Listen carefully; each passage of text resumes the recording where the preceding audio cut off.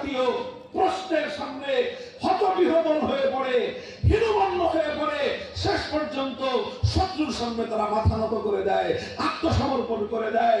যে সকল মুসলমানরা ইসলাম সম্পর্কে এই জাতীয় অবাঞ্ছিত প্রশ্ন শুনে যারা তোমরা হীনমন্য হয়ে যাও, শত্রুর সামনে মাথা নত করে দাও, এটা তোমার অজ্ঞতা এবং মূর্খতার ফলাফল, এটা ইসলামের ব্যর্থতা নয়।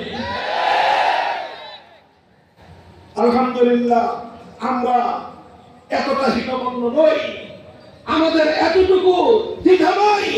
আমরা বুক ফুলিয়ে তাম পৃথিবীর জাতি ধর্ম বর্ণ নির্বিশেষে 700 কোটি মানুষের সামনে চ্যালেঞ্জ করে বলতে পারি, আল্লাহর জমিনে 21শ শতাব্দীতে পৃথিবীতে গোটা বিশ্ব মানব সভ্যতাকে শান্তি দেওয়ার মতো কোন রাষ্ট্র ব্যবস্থা, কোন রাজনৈতিক ব্যবস্থা যদি থেকে থাকে, একমাত্র ব্যবস্থার নাম হলো ইসলাম।